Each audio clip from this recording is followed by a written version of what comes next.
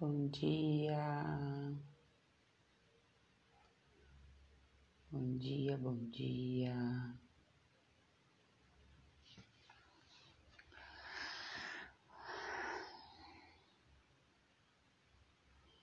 Bom dia, sogra.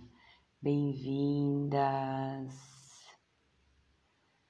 Valen, querida, bom dia. Bom dia, corpo. Vavá, Fê. Hoje é dia 3 de maio. Meu Deus do céu, Dani, bom dia.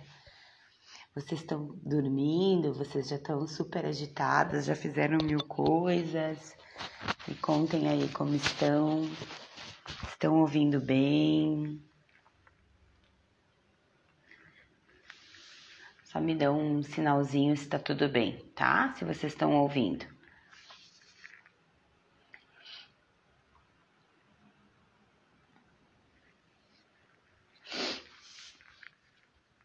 Bom, hoje começa então a sequência de lives da segunda-feira, 7 horas da manhã, para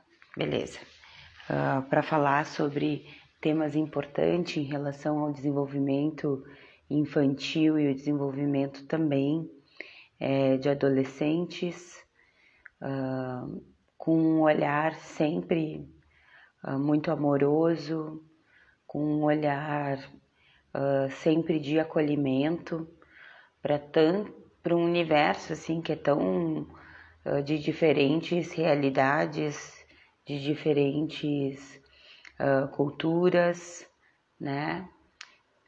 Respeitando o jeito e a sabedoria que cada um tem, com certeza, né? Mas essa ideia é de abrir um espaço de reflexão, principalmente para quem é pai, para quem é mãe, para quem é educador e também para quem é desse universo da saúde emocional e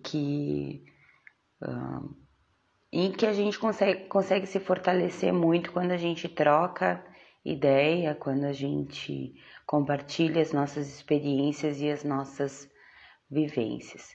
Então, eu escolhi esse horário das 7 horas porque é o horário que para mim fica mais acessível de fazer a live, mas também entendo que é um horário que talvez não tenham tantas pessoas conectadas ao mesmo tempo, mas o bom da live, que eu sempre digo, é que ela fica gravada e depois vai ficar disponível para quem tem interesse de assistir num outro momento.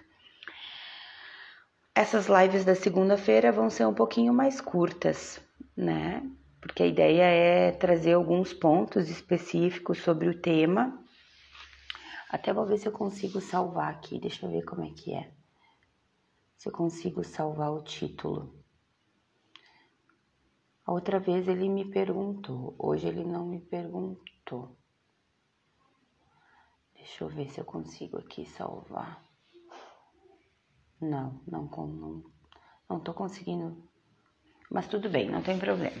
Depois eu salvo no nome do título. Bom, então eu vou começar a live de hoje trazendo alguns dados estatísticos para começar essa nossa reflexão, tá? Então, segundo a Organização Mundial de Saúde, a adolescência ela vai dos 10 aos 19 anos. Segundo a ONU, a adolescência vai dos 15 aos 29. E essa faixa etária ela é levantada e estipulada no sentido de dados estatísticos, tá? Uma pesquisa recente da Unicef, que foi feita em setembro de 2020, com 4.000 adolescentes aqui de todo o Brasil, levantou que 72% desses 4.000 adolescentes manifestaram que durante, principalmente esse período da pandemia, sentiram necessidade de procurar ajuda e conversa com alguém. Só que desses 72% que responderam que perceberam que precisariam de alguma ajuda, 41% não recorreram a ninguém. Ou seja, 41% dos adolescentes que conseguiram identificar em si uma necessidade não mobilizaram energia de pedir ajuda. Que significativo, né? Um número bem importante. 80% dos 4.000 sentiram diferença em relação à sua saúde mental. Ou seja, 80% dos 4.000 relataram que sentem que tem alguns sentimentos negativos que aumentaram após o período de pandemia. E isso tem angústia, dificuldade de dormir, ansiedade, entre outros sentimentos. O suicídio é a segunda causa de morte no Brasil entre adolescentes. E para completar os nossos dados estatísticos, idades de 15 a 29 anos concentram 45,5% das ocorrências de automutilação, autoagressão e tentativas de suicídio entre 2011 a 2018. Eu até tentei procurar se tinha algum dado estatístico muito mais recente, pelo menos nos sites, seguros, e eu não consegui encontrar. O número passou, iniciando em 2011, de 14.490 tentativas para 95.061.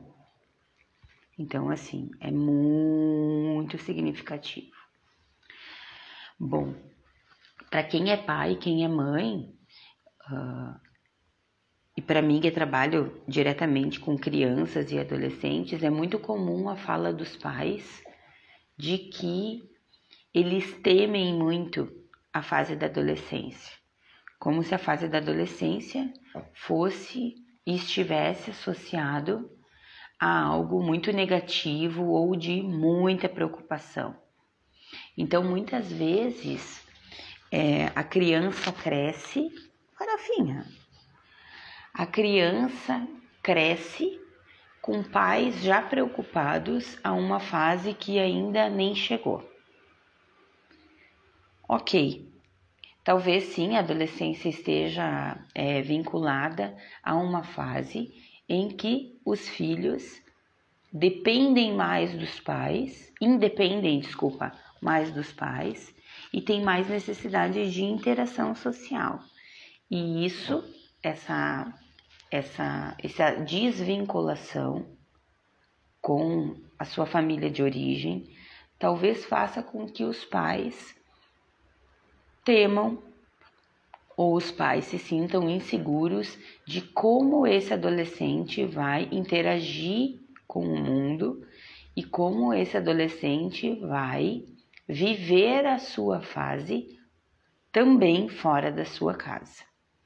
A questão é que para quem é pai e mãe de adolescentes, é muito importante que a gente, sim, esteja conectado com o adolescente que nós fomos, mas não no sentido de comparação com os nossos filhos, mas no sentido de a gente lembrar o que nessa fase era importante para nós e como, de certa forma, nós conseguíamos ser... de que forma que nós conseguíamos nos sentir pertencentes a algum lugar especificamente. É como se a gente precisasse resgatar o adolescente que nós fomos para a gente conseguir criar uma ponte de acesso com um outro que não somos nós, mas que são os nossos filhos, ou os nossos alunos, ou os nossos clientes, caso alguém trabalhe diretamente com o adolescente. É como se a gente tivesse que atualizar o adolescente que a gente foi no adulto que nós somos, para que a gente consiga de alguma forma acessar. E talvez esse seja um dos maiores desafios que nós pais temos diante dos nossos filhos adolescentes, tá? A gente começa por aí. E aí a gente traz que sim, né? Existem características que elas são universais dessa fase da vida. Então a gente fala que o adolescente ele tem mudanças físicas que são muito significativas, mudanças hormonais que também são muito significativas.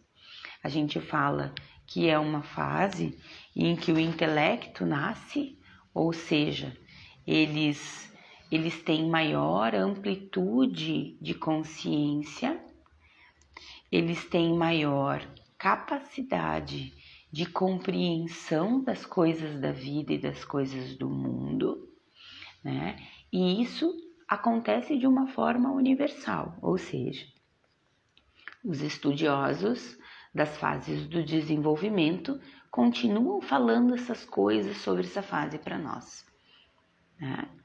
Porém, todavia, no entanto, entretanto, muitas coisas culturais mudaram nos últimos 20 anos. Por isso que o adolescente que nós fomos não cabe na comparação de quem está vivendo neste momento e nesta época a sua fase de adolescência. Então, nós temos algo de ordem biológica e do desenvolvimento humano, que são todas essas mudanças físicas, hormonais, comportamentais e de nascimento de um intelecto um pouco mais sofisticado, ainda não tão sofisticado, mas um pouco sofisticado, tá? Que isso é universal. Nós temos uma questão cultural que muda o tempo todo e que interage com a gente e que nos traz as influências e que nós, nesta fase vivendo, também influenciamos o tempo todo nessa cultura. Mas nós temos algo que é muito particular e individual de cada adolescente. E para tanto, não é possível que nós comparemos nenhum com o outro, porque cada um tem a sua história, criou um entendimento a respeito de quem é, criou uma percepção da sua origem e também criou uma expectativa muito particular de como é a sua vida e de como vai ser a sua vida, né? E nesse particular e nesse individual existe um universo de influências e de possibilidades.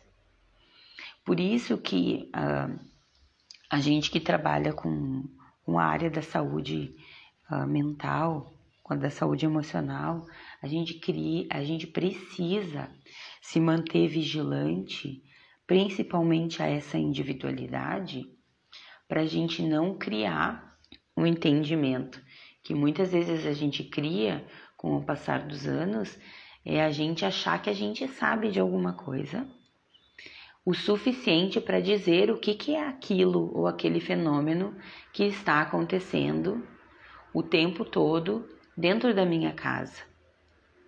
Porque se eu crio um hábito do que eu penso sobre o que está acontecendo, existe muita probabilidade de eu não conseguir me conectar com as sutilezas do que está nas entrelinhas do comportamento, do que não é dito e do que muitas vezes não é tão explicitamente manifestado pelo meu filho adolescente. Olha que interessante que é isso. Porque se eu considero, por exemplo, que todo adolescente ele é rebelde, mas que meu filho é muito quieto, mas que meu filho ele não faz tantos contrapontos sobre a opinião, sobre a minha opinião quando eu me manifesto, eu posso deixar de observar que talvez o silêncio e a quietude também são manifestações de dor ou de algum sofrimento.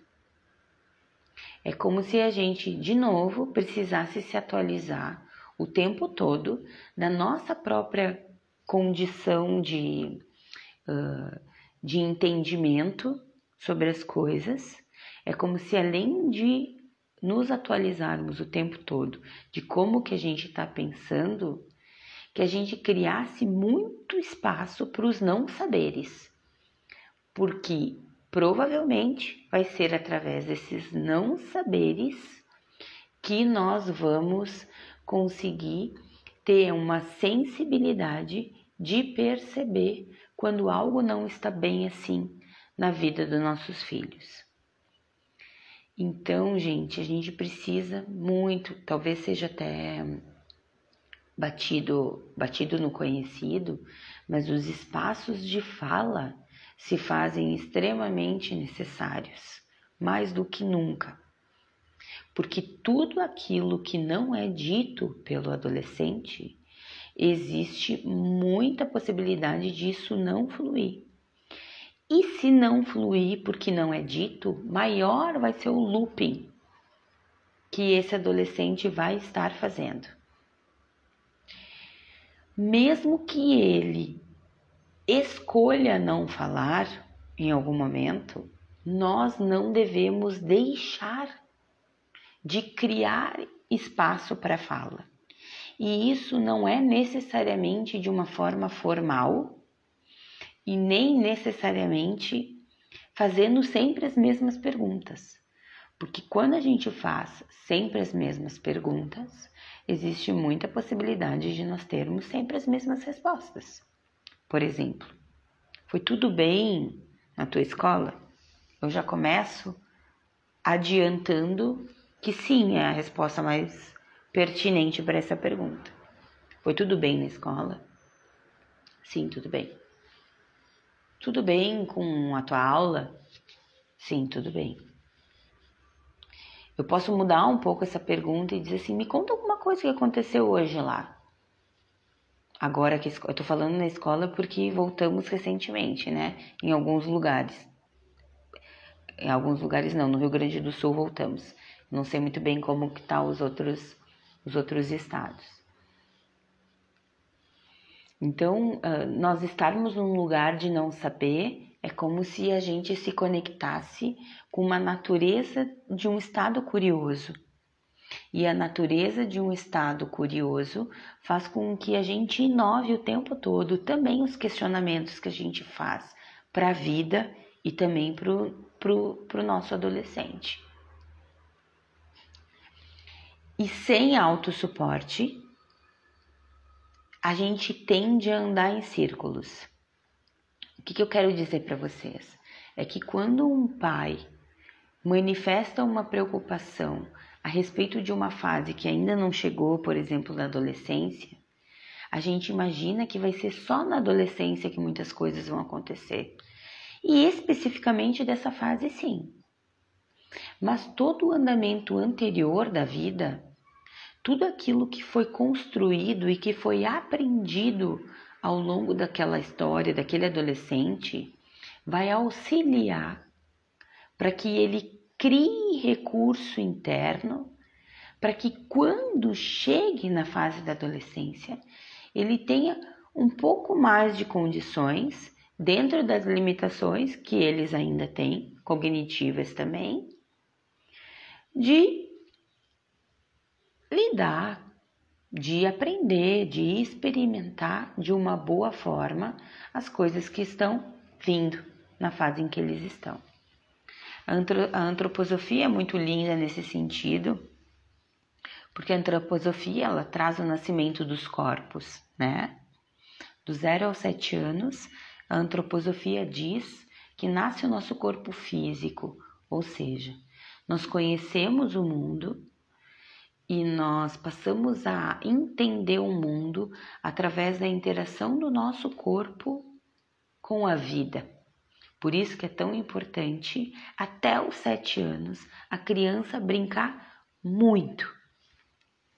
A criança usar muito o corpo para interagir com o meio, para interagir com as coisas da vida, porque é a partir dessa interação que ela vai começar a criar um recurso de entendimento a nível espiritual, a nível biológico, a nível emocional, sobre quem ela é e como ela está no mundo, como ela interage, ela entra em contato com as coisas do mundo.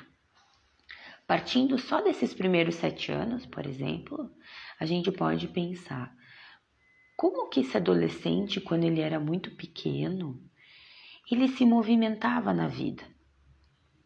O que diziam para ele quando ele experimentava fazer alguma coisa inusitada que ele nunca tinha feito com o corpo dele?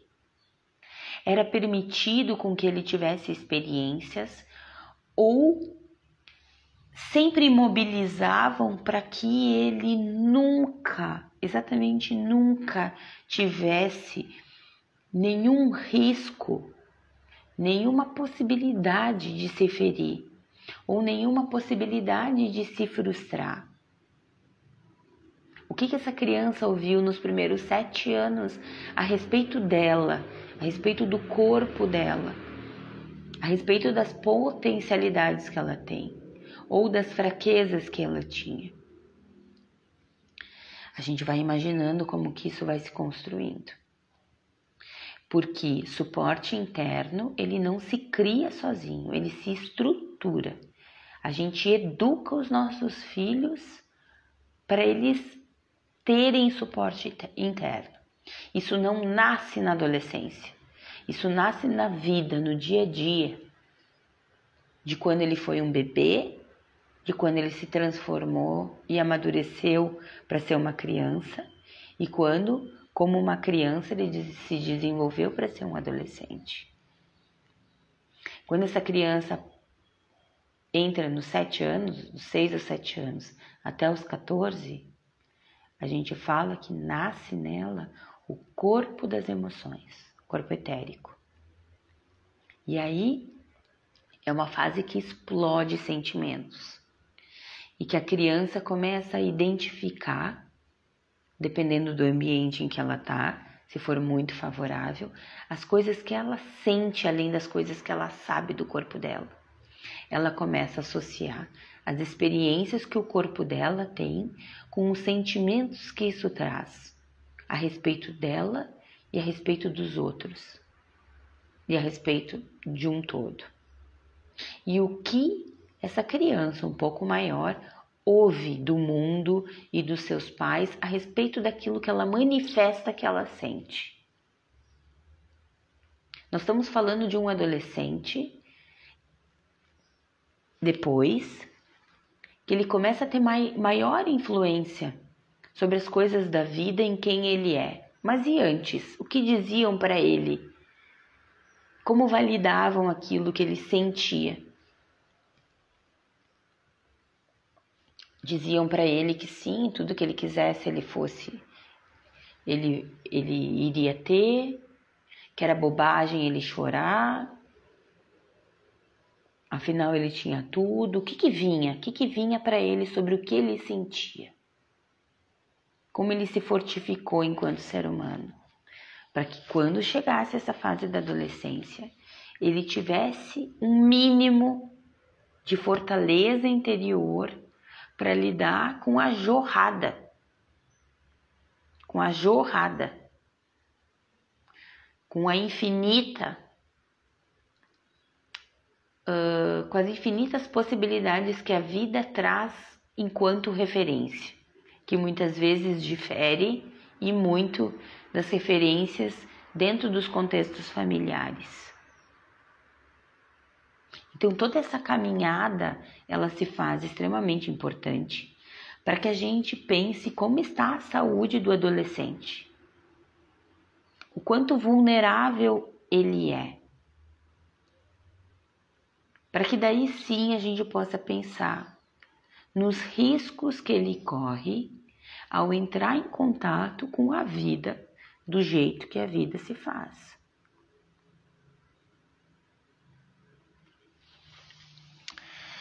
E aí, gente, por que eu trago isso assim? Porque eu acho que é uma reflexão que a gente necessita fazer dentro dos nossos lares, né? E se a gente fazendo esse resgate, nesse primeiro período da vida, tanto da infância quanto na adolescência, a gente percebe que a gente não educou eles para eles criarem um mínimo de suporte interno, ainda é o momento de nós conseguirmos fazer.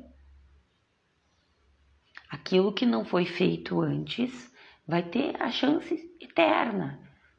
Só que é preciso que a gente crie uma consciência disso o quanto antes, para que a gente evite. E não é o sofrimento dos filhos, e não é o sofrimento do adolescente, mas que a gente evite a abertura do fato, né, de as referências que talvez não sejam tão saudáveis se tornem maiores do suporte que eles poderiam ter criado para fazer melhores escolhas. E aí eu trago aqui, para a gente já caminhar para a finalização, porque nós vamos ter que conversar sobre, nós vamos ter que não, né? Eu acho que é importante a gente aprofundar outras partes dessa temática, que tem uma infinidade de coisas que a gente pode conversar. Mas a Organização Mundial de Saúde, ela traz 3 principais alertas de comportamento na adolescência que vão merecer muito a nossa atenção, tá? E aí eles trazem 3 características que elas são, sim, de adolescentes, mas quando potencializadas, elas podem criar um maior risco em relação à fragilidade emocional, tá? Então, eles falam sobre a ambivalência, ou seja, todo adolescente é um pouco ambivalente. Talvez sim, seja uma característica comum. Às vezes quer uma coisa, às vezes quer outra. Em algum momento acha que o preto é a melhor cor e depois é o rosa, né? Às vezes quer muito sair, em outros momentos não quer tanto. Então, a ambivalência faz parte, né, das características do adolescente. Mas quando a ambivalência carrega uma confusão entre a vida e a morte, aciona um alerta. Eu já não sei muito bem o que é melhor. Você tá vivo ou tá morto? E essas frases e esse desentendimento, ele se torna presente em muitas coisas que esse adolescente faz. Outra característica é a impulsividade. Sim, o adolescente é impulsivo nas respostas, talvez seja impulsivo em alguns comportamentos, principalmente para a decisão de viver novas experiências, sim. Mas quando a gente percebe que existe uma deficiência no freio inibitório, ou seja, esse adolescente está manifestando comportamentos frequentes de se colocar em risco, é um sinal de alerta. É um sinal de alerta que seria importante criar espaços de conversa ou espaços de entendimento para que a gente consiga saber o que é isso nele especificamente. O que está acontecendo ali que está fazendo com que ele perca ou que ele não tenha a capacidade de entender que existe algumas atitudes assim muito específicas e pontuais que carregam um grande risco de vida para ele. E o terceiro ponto que a Organização Mundial de Saúde traz é uma rigidez extrema, que é diferente de ter uma opinião forte sobre alguma coisa.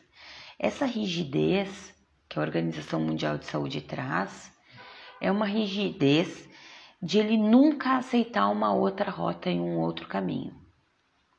Como se a finitude trouxesse a única solução que existe na vida dele. Quando você diz, mas quem sabe isso? Quem sabe a gente não faz assim? Quem sabe a gente não tenta essa ou essa alternativa?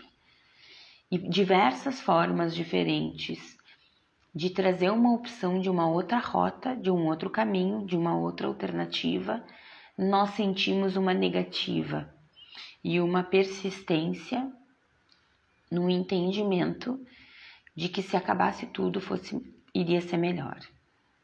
Então esses seriam os 3 principais alertas, tá? Tem muitas outras coisas para trazer, mas eu vou deixar para um outro momento. E eu espero que essas pequenas coisas que foram ditas hoje criem um olhar um pouco mais amplo para esse período da vida e também que carreguem em nós a responsabilidade de nós estarmos atentos às sutilezas daquilo que acontece na vida do adolescente. E para terminar, eu trouxe uma fala desse livro muito fofo, que para quem não tem, eu super aconselho ter, que é o Emocionário. As imagens desse emocionário é magnífico. E aqui dentro, depois eu mostro a imagem, tá? Palelê. Aqui dentro tem uma escrita sobre o desamparo. Então diz assim: o desamparo nos invade quando nos sentimos desprotegidos ou achamos que não podemos contar com o apoio de ninguém. É uma sensação de pesar e tristeza. Acontece, por exemplo, se os seus amigos não ficam do seu lado ou o abandonam. O que pensamos quando ficamos desamparados? Pensamos que se pedirmos ajuda, ninguém virá em nosso socorro. Podemos estar rodeados de gente, mas se não tivermos o amparo de alguém, acabamos sentindo solidão. Olha que linda essa imagem. Tem um monte de outras camas, ó, e todas vazias. E eu achei que coube muito essa sensação de desamparo, principalmente quando a gente compara essa pesquisa de setembro de 2020, que foi a pesquisa que eu citei anteriormente, que fala de um percentual muito alto dos adolescentes que quiseram chamar alguém, mas a maioria deles, 41% dos 70 e poucos, não chamaram. O quanto disso está acontecendo hoje, né? O quanto isso retrata uma realidade de muitos adolescentes que nem pedem ajuda por achar que se forem pedir, os seus amigos não ficam do seu lado ou o abandonam, ou a sua família não fica do seu lado e o abandona. Por isso que nunca é demais nós falarmos o quanto nós estamos aqui, o quanto nós somos capazes de suportar o que eles podem manifestar, ou seja da tristeza que eles sintam, seja da solidão que eles sintam, seja das maluquices que eles pensam, sejam de algumas até decisões que possam nos confrontar em relação àquilo que a gente gostaria que fosse. Mas que mesmo assim, nós estamos dispostos e abertos a ouvir. Dispostos e abertos para validar eles e não validar necessariamente ou aprovar, ou incentivar aquilo que eles estão querendo. Mas que eu te ouço, eu tô aqui, eu te vejo. E por eu te ver, eu sei que tem algo acontecendo contigo. É porque eu estou aqui e a gente consegue ver e perceber quando a gente está ali. Tem adolescentes que ficam, vamos supor, 8 horas dormindo, 8, 9 horas de sono, 7, 6, não interessa, mas que acabam durante um dia, quando não estão dormindo, vendo ou interagindo com os seus pais 15, 20 minutos na hora das refeições, quando eles não estão nos seus quartos. Ou jogando, ou vendo TikTok, ou vendo uma série. E como nós vamos saber como estão os nossos adolescentes se nós não estamos ali?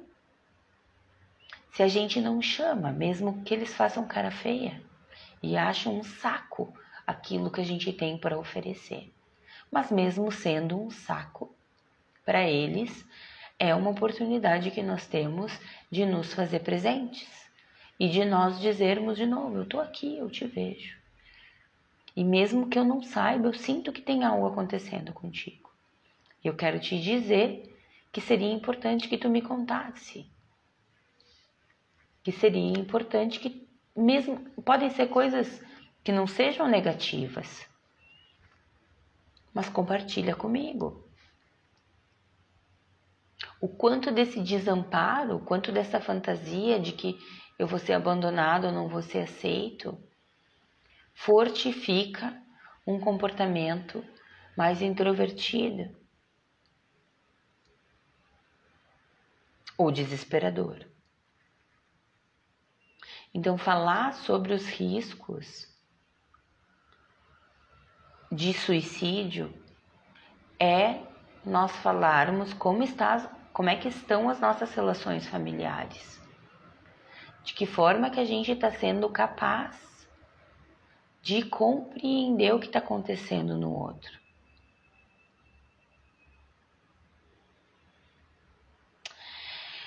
Então tem muito pano para manga. Tem muito pano para manga. E também não é tarde de dizer, que isso eu não comentei no começo dessa live, que só quem parte sabe o que fez com que ele fosse. Ele carrega junto. O adolescente que se suicida carrega com ele a verdade dele. E muito antes de nós tentarmos julgar o que aconteceu ali, é importante que a gente, de alguma forma, se sensibilize para a forma que nós estamos vivendo hoje. Enquanto família, enquanto comunidade, dentro das relações que me rondam, e de que forma que eu posso contribuir para criar recurso interno nas pessoas que estão próximas de mim, para que também elas tenham mais possibilidade de ajudar ou mais facilidade de perceber quando algo não está bem. Tá bom, meus queridos? Então, vou terminando por aqui, agora são 7h40. Tenham um bom dia, boa noite, boa tarde, não sei que horas que vocês vão estar aí ouvindo. E quem está aqui comigo, muito obrigada. Gratidão por ter permanecido.